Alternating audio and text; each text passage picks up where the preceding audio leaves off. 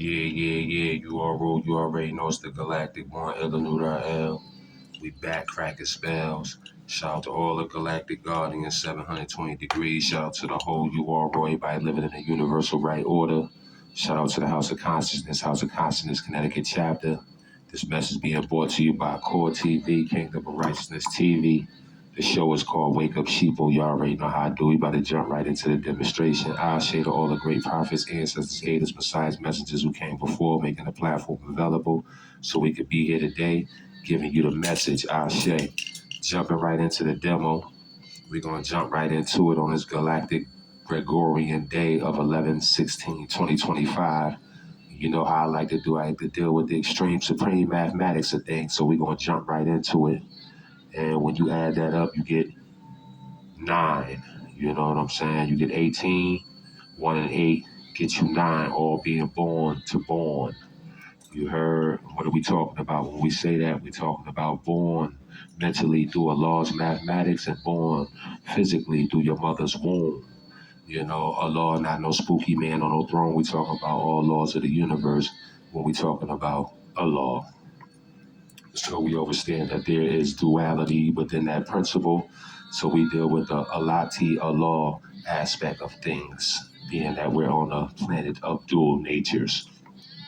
But jumping right into this Raharu demo, we're going to talk about the artist versus, or the MC versus the rapper. The MC versus the rapper. I had a few people hit me up and told me to do one on the breakdown of the MC versus the rapper as an artist. Now, understand that as an MC, as an artist, artists are born and rappers are built. I'm gonna say that again. Artists are born and rappers are built. Understand an MC as an artist is a channeler, basically. They channel through emotions with visions and using philosophies that transform into transcending entertainment, right? So it turns into a form of entertainment. People find that shit so ill, they start crowding around you making a cipher. You dig what I'm saying? People will circle around you when you start rhyming so ill and all that. You feel me? That's the power of an MC. You have the power to master ceremonies and move the crowd. You dig what I'm saying? To whereas MC is expressing through truth, right? They're using truth, which is holy breath, right? And it's culture that they deal with, you know what I'm saying? They express their culture. And as an MC, you're very conscious, basically, through your creations. So you know that it's spiritual work that you're doing, right? Because it's reflective and it's symbolic. You dig what I'm saying?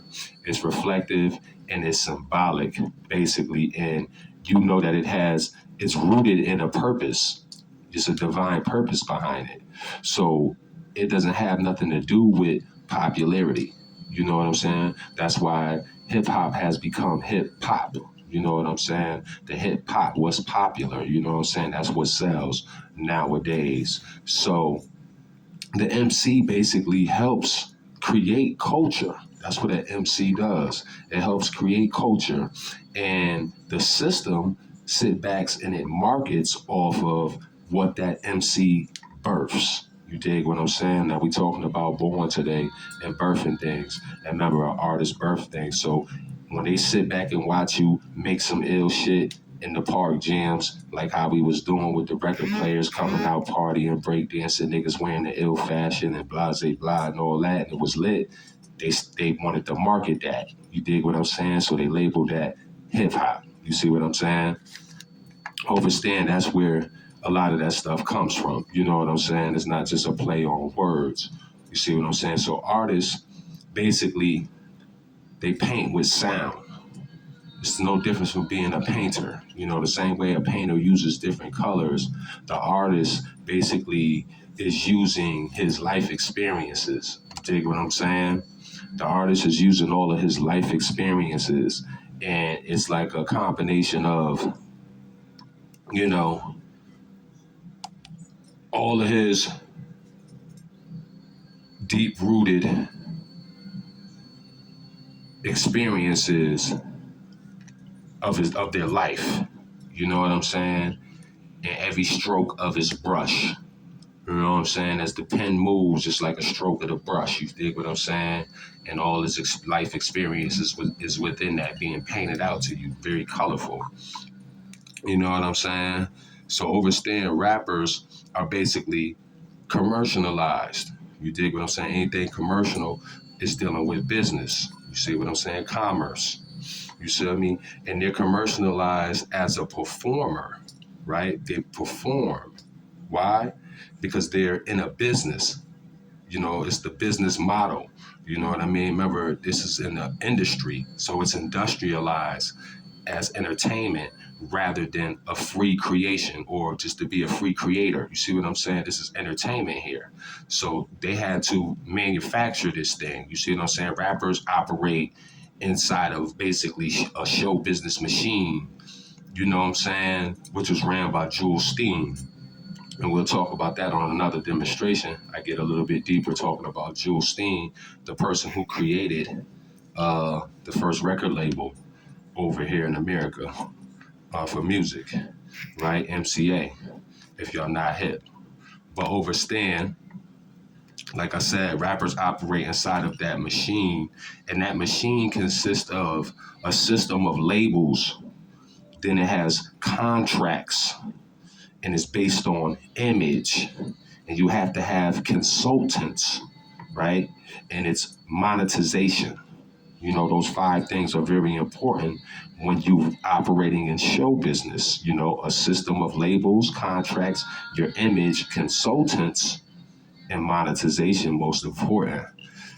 The content is curated, right? So most of the music is curated, then it's packaged up to be sold to appeal to trends. It's appealing to trends, to certain demographics. They make sure they put it where they need to put it at so it appeals to that demographic. You see what I'm saying? Because the industry creates rappers the same way Hollywood creates actors. You see what I'm saying? So it's made to fit the role. You understand what I'm saying? For the market or their social agenda. You dig what I'm saying? So when you think about artistic creation, in its roots and its origin, it predates the music industry. You know what I'm saying? We've been doing this since the beginning of time. You can go back to the ancient Greek, the ancient African griots, right, from West Africa and all that, who used poetry and rhythm and all that to basically keep their way of life and verbal oral tradition intact, right? The same way you could take it all up to the indigenous people of the Carolinas, the K.O.R or the Arambi, right? Those people who were there, and when the settlers came in the 1500s through the 1700s, taking documents and notes of their voyages, they said these people were rhyming and dancing and playing ball, and they was good at ball. But that's another demonstration I'm gonna talk about on my indigenous joints. But the point is, rhythm and rhyming and chanting has been in us, right? We use these things basically throughout, like I said, the beginning of time all the way up until now. So you had spiritual people using it like priests and prophets and mystics. You know, we use this stuff to chant and use sound as vibrations for sacred science, meaning like spiritual communication. You dig what I'm saying?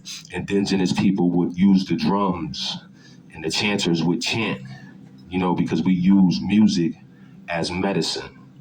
You see what I'm saying? We understood the science of sound healing. And so artists today, like myself with Spellcrack Music, stem from that lineage of music from a spiritual aspect. Record labels basically shape images and they market. That's what they do. And then the radio and the TV basically dictates the sound, the look, and the message. You know what I'm saying? The mess that and the age that we in. So they creating the mess at the age that we in because they're controlling the sound, right? They're dictating the sound, right? And then the awards and the charts and all the record sales and all of that, that's how they measure the stick instead of your skills, your knowledge, and your authenticity, right? As a rapper, you basically are an entertainer in a costume created by capitalism, you know what I'm saying, in a corporation, rather than being a natural voice for the people created by experiences. So overstand MCs as an art. It is birthed where it is not a product as a rapper. A rapper is a product. You know what I'm saying? So MCs emerges from ciphers. You know what I'm saying? Coming from the block. And that's important right there. They on say because they create ciphers on a block. You know, that shit started in the hood on the corner, a square. But the ciphers, the circle 360, that's 720 degrees right there. You know what I'm saying? This is where the root of this stuff is 720. But the hip hop industry will give you the 360-degree deal, which is the block aspect of it, because they squaring you off with the Masonic shit, so they want to keep you boxed in. So they only hit you with the 360 deal, and they use that number on purpose because the square makes 360 degrees. So they're hitting you from the block aspect and snatching you off the block and taking what you created from the cipher aspect. You see what I'm saying? But y'all can't see that if you don't understand the science. But, you know, like I said, the MC emerges from the things like the cipher, from the block, the grassroots of things. You see what I'm saying? The people, you know, and real lived experience, to where rappers, like I said, they're a manufactured persona and a commercial avatar. You know what I'm saying? So this is just part one, where I'm saying the MC as an artist is born and rappers are built. It's been another galactic glorious day. Y'all travel in harmony. Peace.